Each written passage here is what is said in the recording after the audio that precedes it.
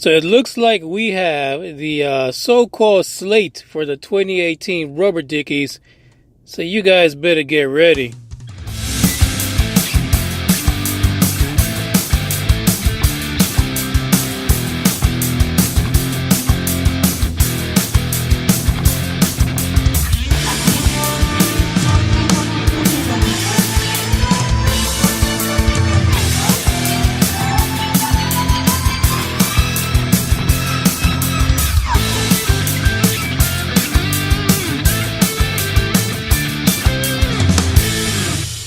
Hey, welcome to UFO Buster Radio, episode number 139, and it's a little late.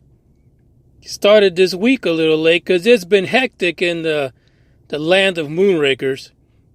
But I made it. We'll see if I can make it tomorrow as well. But anyway, episode 139, and we're talking about calling aliens using a bat signal. But before we get into that story, the slate for the 2018 Rubber Dickies has been selected. Thanks to everyone that sent in a nomination for the Rubber Dicker of the Year. And someone's going to get a nice award, let me tell you. Starting November 10th through the 30th, you'll be able to go to ufobusterradio.com and vote. It's just as simple as selecting a name or two and hitting submit, and that's it. That's all you got to know. And then in the first week of December, we'll announce the winners. We'll post up a picture of what the trophy is going to look like this year. And also, two fantabulous people who post in UBR Truth Seekers will receive a 2018 Rubber Dickies Award also for top contributors. And listen, it's fun. Everyone enjoyed their award last year because it's not just the Rubber Dickers that get to have all the good fortune of receiving such a great acknowledgement. No, sir. So do you, the UFO Buster Radio listener, the person that goes in and keeps the conversation going. Because that's what this podcast is about. It's talking about it. Now, we don't walk around with pocket protectors. We don't go around writing books, though some of you might be. But we do want to talk about it. You know, whether or not it's the good, bad, and the ugly, we still want to talk about what's happening in ufology. Ufology. I hear a lot of people say it that way, ufology. Ufology. And we want to talk about it. We want to discuss it. And we want to make fun of the people that make it worth talking about, actually, to be honest. Because there's people out there who make this into some kind of a comedy. But like I said, starting Saturday, November 10th, get ready to go in and vote. And it's going to take about 20 days for us to get through this. So I encourage you to go on there and vote. I'm also going to include a page with links relating to those people that were nominated, because you might as well just bring yourself up to speed. There might be a name or two there you don't recognize. There was a couple that I had to do some research on, by the way. And then there's the legends of ufology, who were also nominated for this particular year. So don't be afraid to go there, starting Saturday, and clicking 3 times. That's all you need to do. Click like 3 times. Select, submit. Anyway, enough of that nonsense, because I know some of you are getting antsy, wanting me to hurry up and get with it. Well, here's the deal. It turns out there's an article that was printed in CNET, and actually it's made its round, and I'm not talking about the freaking alien, what was that? The alien rock that's going through the cosmos. What's that? That was identified by the people in Hawaii. Oumuamua. I'm not talking about that. Yeah, I'm not talking about that, because you know what? When the damn thing was going by, right? No one did shit about it. Well, now they want to debate it. Now you want to debate whether or not it was an alien probe because of the way it moves, because of the fact that some people say the sun might be powering it, or it uses like solar energy. Oh, shut the hell up. Are you serious right now? But that's not what we're talking about. We're not talking about the alien probes. If anybody needs to be probed, it's the fuckers who are talking about it right now. It's too late. It's too late. The damn thing's gone. Let it go. So now we continue our broadcast here. And it's regarding the MIT researchers who are saying they could use a laser to send a signal to aliens. Now, it's what I say all the time, right? It takes someone who the general public sees as being credible for anyone to even lend an ear to this topic. So because a new study out of MIT is suggesting that you could take a big-ass laser, really powerful, point it into the cosmos,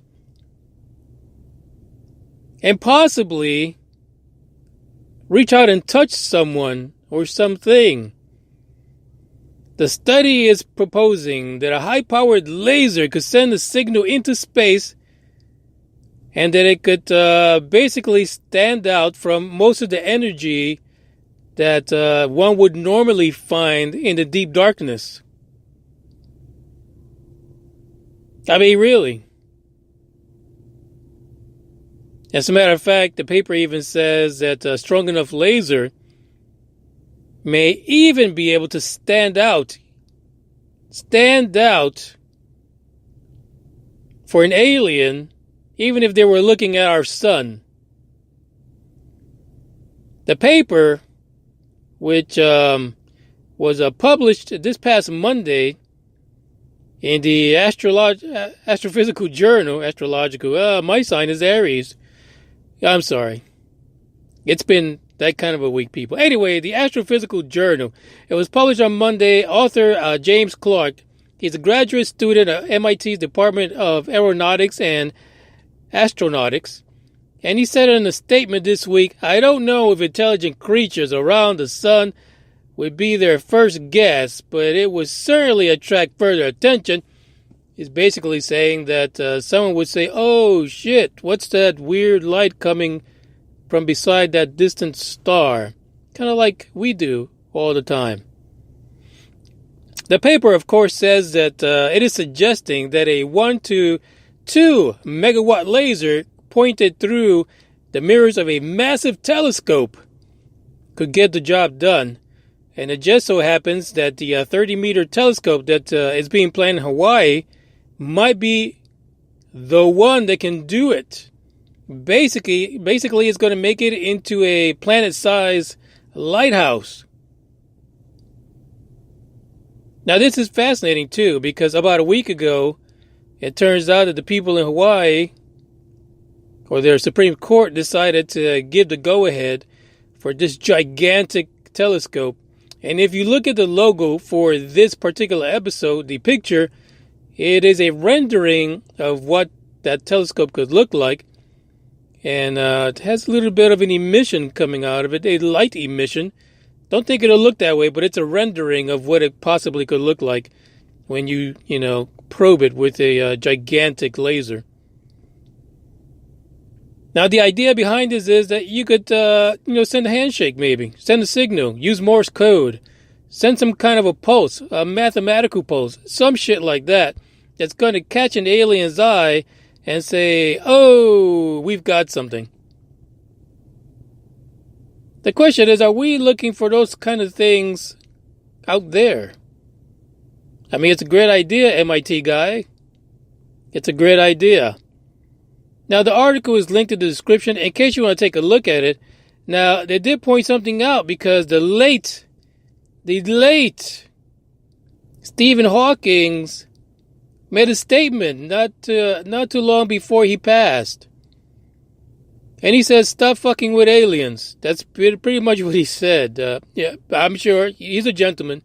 He probably didn't use the F word, but I'm gonna help him out. He said, you fuckers, stop fucking with aliens because if they're advanced, they're going to kick your ass. Basically, that's what he said. He warned everyone that, advanced civilizations could kick our asses probably and potentially enslave us all. That's probably what he had in mind when he said that. But, I'm sure Stephen Hawking did not want to get probed in any way or fashion. But that's the idea, right? Why are we going to continue to look for them? And, part of the population already says they're already here. Why are we wasting money in ramming a freaking laser up a telescope when there's a bunch of rubber dickers already here probing people, taking them, hanging out in our solar system? I mean, how do you figure this out? How do you come to the point where you decide, well, this isn't working, let's do this? So we're going to do lasers now, or we're going to listen to nearby stars, or we're just going to send out some probe that will eventually pick up something. Or do we just really pay attention to the people here who say that they are in contact with ET?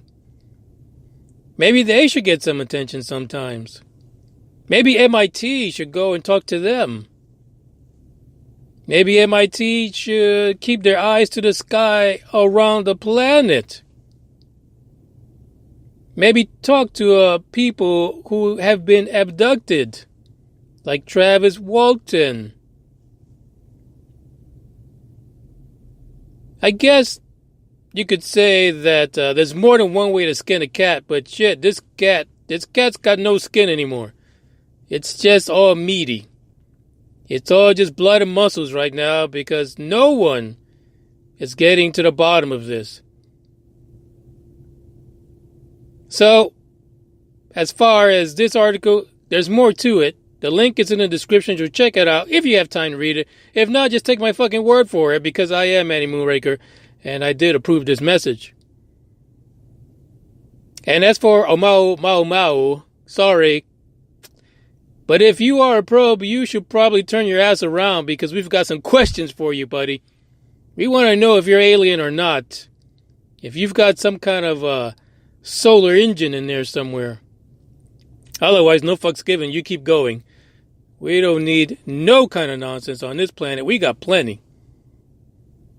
So don't forget, starting Saturday, check out the 2018 Rubber Dickies. Put in your vote. It's not going to cost you anything, but you would make a difference. Just like if you voted this last Tuesday, you'll make a difference. And if you didn't vote in the United States this past Tuesday, no fucks are given. Screw the politics. Come vote for the Rubber Dickies. That's what really matters around here. So we'll make a return tomorrow with another article to look at. And maybe it's a Mau. I don't know. I just don't have the intestinal fortitude to talk about that stupid rock again. But anyway, this is Manny Moonraker. I am signing off. Ciao, bye-bye, excelsior, hasta mañanas. Bye.